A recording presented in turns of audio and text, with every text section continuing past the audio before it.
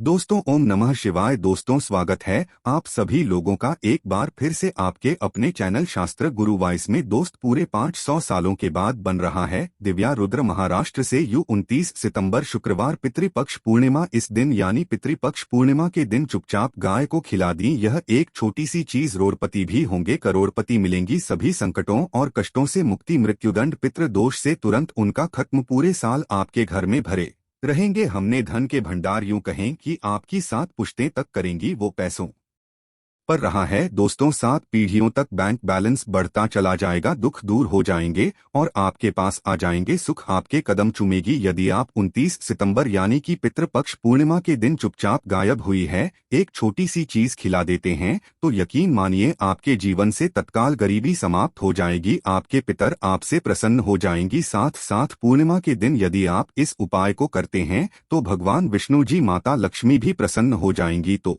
दोस्तों, यदि आप चाहते हैं कि भगवान विष्णु जी, माता लक्ष्मी और साथ ही साथ आपके पितर आपसे प्रसन्न हो जाए और आपके ऊपर अपनी कृपा बरसाए और इनकी कृपा से आपके जीवन में कभी भी किसी भी प्रकार की कोई कमी ना हो, दोस्तों इस वीडियो को पूरी देखना है। पूरे 500 वर्षों के बाद ऐसा दुर्लभ योग बना है जिसमें किस बार जो पितृपक्ष गणपत की पूर्णिमा है बहुत ही दुर्लभ योग में है, आपको लाभ मिलेगा यदि गाय से जुड़ी इन उपायों को करते। यकीन मानिए आपको 33 कोटि देवी देवताओं को धारण करने वाली दो माता की कृपा तो प्राप्त होगी आपके पितर अभी आपसे प्रसन्न हो जाएगी, क्योंकि इस दिन से पितृपक्ष की शुरुआत भी होती है जिसमें कि गाय से जुड़े इन उपायों को तो आप जरूर करें, आपको लाभ मिलेगा, गरीबी समाप्त हो देगी, मित्र दोष दूर हो जाएगी और आने वाली 7 पीढ़ियों तक आपको लाभ मिलेगा इन उपायों को करने से। तो दोस्तों, कौन कौन से उपाय हैं इस वीडियो के माध्यम से हम आपको वो ही बताएंगी। बहुत ही लाभकारी वीडियो है, वीडियो को मिस मत कर देना। यदि वीडियो आज की आपने मिस कर दी तो समझ लेना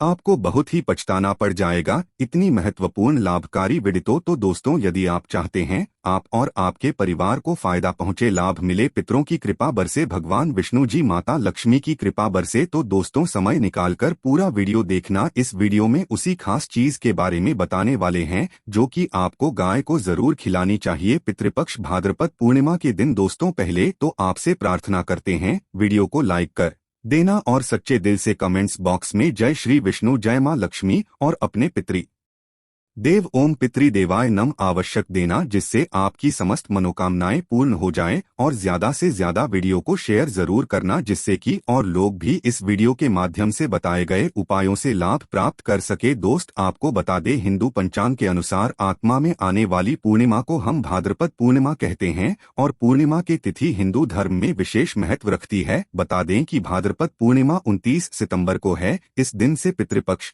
की शुरुआत है तो इसे हम पितृपक्ष पूर्णिमा भी कहते हैं, जिसमें कि आपको अपने पितरों को प्रसन्न करने के लिए पितृपक्ष यानी श्राद्ध प्रारंभ होते हैं, श्राद्ध कर्म किए जाते हैं। तो दोस्तों, इस दिन भगवान विष्णु जी, माता लक्ष्मी की भी पूजा का विशेष विधान है और आपको बताना चाहेंगे कि इस बार जो पितृपक्ष पूर्णिमा को बहुत ही दुर्लभ योग है, आपको लाभ मिलेगा जो भी आप उपायों को करेंगे। प्रथम तो गाय के उपाय बताने से पहले आपको बता देते हैं भाद्रपद पूर्णिमा के दिन आपको क्या करना है। इस दिन भगवान की आपको पूजा अवश्य करनी चाहिए और संभव हो सके तो इस दिन इकट्ठा कर आए और भाद्र मास कथा सुने और साथ ही साथ माता लक्ष्मी की विधि विधान से पूजा करें। भगवान विष्णु जी के साथ साथ मंत्रों का जाप करें और अपने पितरों का स्मरण करें। पितरों के निमित्त दान धर्म के कर्म करें, आप जो आपसे श्रद्धा सामर्थ्य के अनुसार, यथाशक्ति के अनुसार बनी कुछ न कुछ दान धर्म के कर्म जरूर करें। आप अपने पितरों की आत्मा की शांति के लिए पंडित दाम आप कर सकते और साथ साथ इस दिन किसी पवित्र नदी या पर सरोवर कुंड में स्नान जरूर करें। आप अगर कई पवित्र नदी में स्नान करना संभव न हो तो घर पर ही ना आने वाली पानी में गंगाजल की कुछ बूंदे डालकर मिश्रण करें तो लाभ आपको अवश्य मिलेगा। ध्यान रखना कि इस दिन अपने पितरों के निमित्त किसी जरूरतमंद व्यक्ति को या फिर ब्राह्मण को अन्न धन वस्त्र कुछ ना कुछ जरूर दान करें जिससे आपके पितृ प्रसन्न हो जाएं और आपके पितरों की आपके ऊपर कृपा बरसे। ध्यान रखना, यदि आपके पितर आपसे प्रसन्न हैं तो आपको सफलता प्राप्त करने से कोई नहीं रोक सकता। तो दोस्तों, पितरों को प्रसन्न करने के लिए आपको कुछ न कुछ दान धर्म के क्रम शुरू करने चाहिए। और दोस्तों, अब बात करें कि गाय से जुड़े कौन कौन से उपाय आपको इस दिन यानी भाद्रपक्ष भाद्रपद पूर्णिमा के दिन जरूर करने चाहिए, जिससे कि आपके पितृ आपसे प्रसन्न हो जाए, भगवान विष्णु जी मतलब लक्ष्मी आपसे प्रसन्न रहें और आने वाली 7 पीढ़ियों तक कोई कमी ना हो, बैंक बैलेंस बढ़ता चला जाएगा, समस्त कष्ट दुख दूर, जो भी किसी भी प्रकार के बड़े से बड़े कष्ट है वे भी दूर हो जाते हैं, सुख आपके पास आ जाते हैं। हम चुनते हैं सुबह यदि आप गाय से जुड़ी उपायों को करते पूर्णिमा के दिन, जो कि पितृपक्ष की 29 तारीख से शुरुआत है, इस दिन गाय को ये चीज खिला देते हैं। तो चलिए शुरू करते हैं गाय से जुड़े कौन कौन से उपाय आपको करने चाहिए जिससे कि आपको लाभ मिले, प्रसन्न हो जाए भगवान विष्णु जी, माता लक्ष्मी की सदैव आप ऊपर कृपा बरसे। तो ध्यान से सुनना, जिस प्रकार उपाय बताएं उससे प्रकार करे तो ही लाभ मिलेगा। चलिए शुरू करते हैं। गाय से जुड़ी कौन से महत्वपूर्ण उपाय है दोस्तों। सनातन परंपरा में गाय गंगा और गायत्री का बहुत ज्यादा धार्मिक महत्व है। मान्यता है कि गौ माता के शरीर पर 33 कोटि देवी देवताओं का वास होता है। गौ माता की सेवा एवं पूजा करने वाले जातक पर इन सभी देवी देवताओं की कृपा बरसती है। गो सेवा से न सिर्फ इस जन्म के बल्कि पूर्व जन्म के भी दोस्त दूर हो जाते हैं। प्रत्येक सुबह जब आपके घर में बहुजन बनना प्रारंभ हो तो सबसे पहले बनाई गई रोटी को आप गोमाता के नाम से निकाल दें और भोजन करने से पूर्व गोमाता को इस रोटी को खिलाएं। यदि संभव हो तो काली गाय को खिलाएं, यदि काली गाय ना मिले तो सफेद गाय को भी आप खिला सकते हैं। प्रत्येक पूजा और मांगलिक कार्य में गोमाता या उनसे जुड़ी चीजें जैसे गाय का गोबर, गोमूत्र, गाय का दूध अथवा गाय के दूध से बना घी अवश्य शामिल करें, इससे आपको पुण्य प्रभाव की प्राप्ति होगी। सनातन परंपरा के अनुसार जिस घर में गाय होती है उस घर से जुड़े सभी वास्तु दोष स्वतः ही समाप्त हो जाते हैं। किसी भी पूजा में गाय से प्राप्त पंचगव्य युक्त पदार्थ का उपयोग अवश्य शामिल करें, क्योंकि पंचगव्य के बिना कोई भी पूजा पाठ और हवन सफल नहीं होता। या दोस्तों, कृपा पाने के लिए प्रतिदिन, सप्ताह अथवा महीने में परिवार समेत एक बार गौशाला जाने का नियम जरूर बनाएं और वहां गायों को हरा चारा जरूर खिलाएं। इससे आपको शुभ फलों की प्राप्ति होगी और साथ ही साथ गौ सेवा और गोपूजा से 9 ग्रह शांत हो जाते हैं और इनसे जुड़े 200 का निदान हो जाता है। गर्मियों में गोमाता को पानी पिलाएं और सर्दी में गोमाता को गुड़ अवश्य खिलाएं। ध्यान रखें, एक गर्मियों में गाय को गुड़ ना खिलाएं। अनेक देवी देवताओं को अपने शरीर पर धारण करने वाली गोमाता से जुड़े कई शुभ और अशुभ संकेत भी होते हैं। मसलन गाय का दूध दुहते समय यदि गाय ठोकर मार दे और सारा दूध बिखर जाए तो अपशगुन होता है। यदि कोई यात्रा पर निकल रहा हो और गाय अपने बछड़े को दूध पिलाती सामने आ जाए तो निश्चित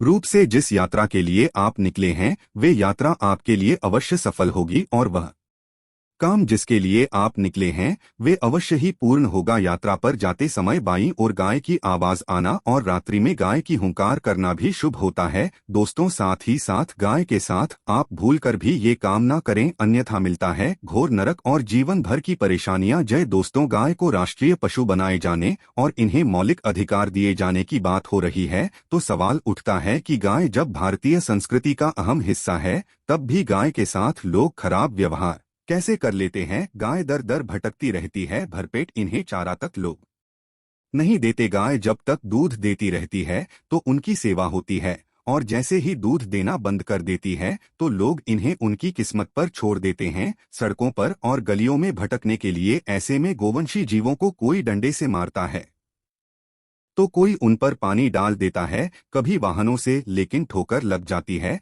तो कभी बीमार होकर बेचारी एक गाय दम तोड़ देती है। ऐसे में जरूरत है इन बातों को जानने की कि गाय को लेकर शास्त्रों में क्या कहा गया है, गाय के साथ आपको कैसा व्यवहार करना चाहिए। या दोस्तों, गाय को कभी भी मारना पीटना नहीं चाहिए। शास्त्रों में गाय को माता का दर्जा दिया गया है। गाय को मारने पीटने वाला माता को मारने पीटने वाले के समान पाप का भागी माना जाता है। ऐसे घरों को नरक लोक में वर्षों तक कष्ट भोगना पड़ता है, अगले जन्म पशु योनि में मिलता है। कथा है कि गौतम मुनि ने गलती से गाय को डंडा मार दिया था जिससे गाय की मृत्यु हो गई थी और इस पाप से मुक्ति के लिए इन्हें वर्षों तक तपस्या करनी पड़ी। भगवान श्री कृष्ण जी ने बेल स्वरूप में आए व्रत असुर का वध कर दिया था, जिससे मुक्ति के लिए भगवान श्री कृष्ण को संपूर्ण तीर्थों को एक कुंड में बुलाना पड़ा और इस कुंड में स्नान से वह पाप मुक्त हो गई थी। या दोस्तों, साथ के साथ जो लोग पानी पी रही गाय को भगाते हैं वे घोर पापी के भागी बनकर नरक भोगते हैं, ऐसा पुराण में बताया गया है। जबकि जो लोग गाय के लिए प्याऊ और चारा बनवाते हैं वह महाभाग्यवान होते हैं। ऐसे लोग घोर पाप से मुक्त होकर स्वर्ग पा जाते हैं और बड़े ही धनवान कुल में जन्म लेकर सुख भोगते हैं। और साथ ही साथ आराम कर रही गाय को कष्ट देकर कभी भी उठाना नहीं चाहिए। कहते हैं कि जिस स्थान पर गाय बैठी है वहां से नकारात्मक ऊर्जा समाप्त हो जाती है। गाय के बैठने की जगह को जो लोग नियमित साफ रखते हैं वे पूर्व जन्म में किए गए जाने अनजाने में पापों से मुक्ति हो जाते हैं और गौलोक में स्थान पाते हैं। गाय को डंडा मारकर उठाना, पानी डालकर उठाने से मनुष्य पाप का भागी बनता है और अगले जन्म में उसे दर दर भटकना पड़ता है। और साथ ही साथ शास्त्रों में बताया गया है कि गाय का दूध उसके बछड़े के लिए होता है। गाय के बछड़े से बचा हुआ दूध ही मनुष्य को लेना चाहिए, लेकिन कुछ लोग एक बार गाय को दूध लेने के बाद फिर से बछड़े के लिए बचा हुआ दूध भी दूध लेते हैं। ऐसा करना घोर पाप कहा जाता है। ऐसे दूध को दुहाने वाला और ग्रहण करने वाला दोनों ही पाप की भागी बन जाते हैं। दोस्तों, साथ ही साथ शास्त्रों में कहा गया है कि गोवंश यानी गाय और बैल के पीठ पर नहीं बैठना चाहिए। इनके पीठ पर बैठने से महापाप लगता है।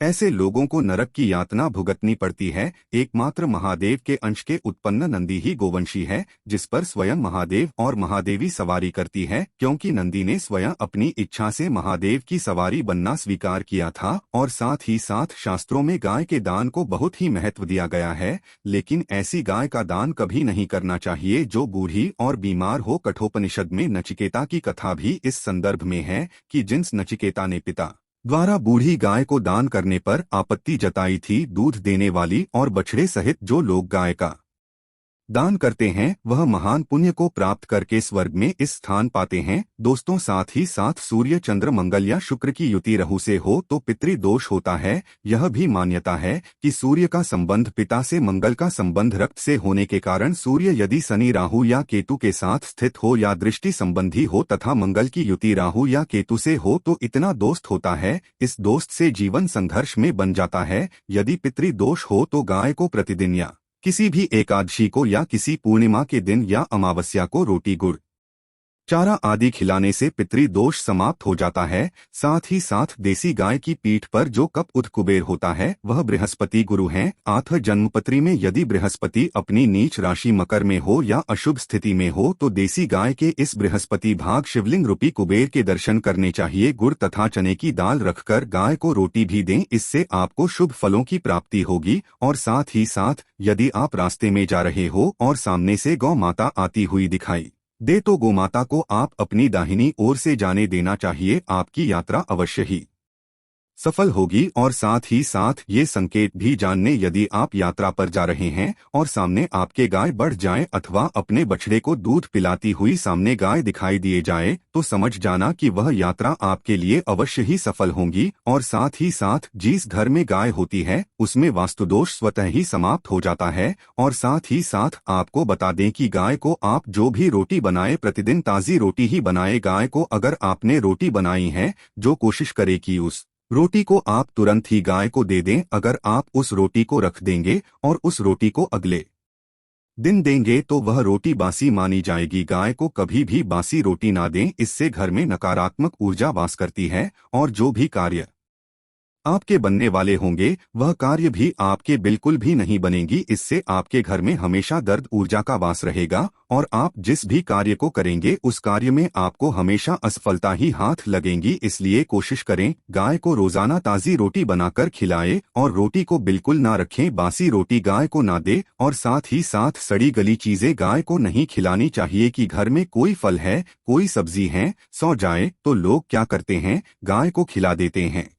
नहीं, ऐसा नहीं करना चाहिए। ऐसा करने से यदि आप गाय को खिलाते हैं तो और आप पाप के भागी बन जाते हैं। आप बिल्कुल भी सड़ी गली चीजें गाय को ना खिलाएं और साथ ही साथ आप आटे की बनाकर उनके ऊपर हल्दी लगाएं। इसके बाद आप उन 11 लोइयों को एक एक करके गाय को खिलाएं। प्रत्येक लोई को खिलाते समय गाय के सींगों पर आप हाथ फेरें, पीठ पर हाथ फेरने, मस्तक पर हाथ फेरें, माता गाय की आप चरणों के स्पर्श करें। या दोस्तों, ऐसा करने से आपके समस्त कार्य बनने लगेंगे। जो दुख का समय चल रहा है वे भी समाप्त होगा। आपके जीवन में खुशी है, खुशी होंगी। और एक बार आप 7 बार गाय की परिक्रमा भी कर लें तो आपके समस्त कार्य ढोंगी और साथ ही साथ आप गाय को जब भी रोटी दें, रोटी पर या तो आप थोड़ी हल्दी लगा लें या थोड़ा रख लें। अगर गुड़ ना हो तो आप थोड़ा मिश्री रख सकते हैं, थोड़ा घी रख सकते हैं। या दोस्तों, गाय को कभी भी सूखी रोटी ना खिलाएं। सूखी का मतलब गाय को जो रोटी रखें खिलाएं, उस पर कुछ ना कुछ रखकर खिलाएं। हल्दी रख लें, गुड़ रख लें, मिश्री, घी, अब जो भी रख लें, मतलब खाली रोटी नहीं खिलानी है। ध्यान इस बात का रखें जब भी आपको सुबह फलों की प्राप्ति होगी। या दोस्तों, ये थे गाय से जुड़े कुछ